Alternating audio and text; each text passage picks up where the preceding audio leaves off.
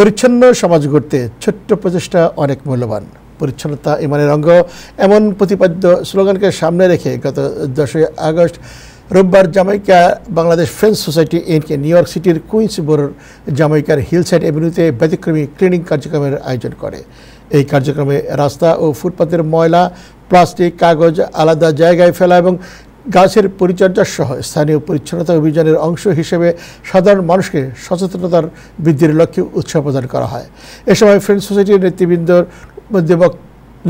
তাদের বক্তব্যে সিটির আইন মেনে চলার উপর গুরুত্ব আরোপ করেন এবং ময়লা আবর্জনা ডাস্টবিনে ফেলারও অনুরোধ জানান।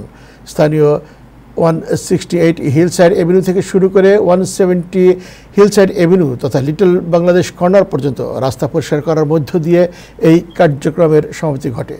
বিশেষ এই কার্যক্রমে সিটি কাউন্সিলরম্যান ডক্টর নাতাশা উইলিয়াম এবং ফ্রেন্ডস সোসাইটির সভাপতি ফখরুল ইসলাম দেলোয়ার, সিনিয়র সহসভাপতি AF মিজবাউজ্জামান, সহসভাপতি M কামরুল ইসলাম সনি, সাধারণ সম্পাদক এনায়েত হোসেন মুন্সি সহ সংগঠনের অন্যান্য নেতৃবৃন্দ অংশ নেন। Not only the cleanliness, this garbage goes to the clog the catch basins. That's the big issue, and in future we're going to see our neighborhood with the flooded. Yes, and it's a pleasure to stand with you all today to make sure we clean up our community.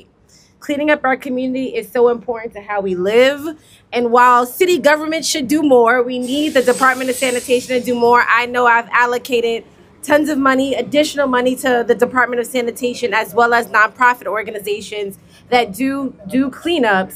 It is also up to us to take an active role, a proactive role in our community. আমাদের দায়িত্ব প্রত্যেকের জায়গা থেকে, প্রত্যেকের বাসস্থান, প্রত্যেকের কর্মস্থলের সামনে থেকে যে নোংরা হয়, যে আবর্জনা হয় সেটাকে ক্লিন করা নিজেদের দায়িত্ব থেকে।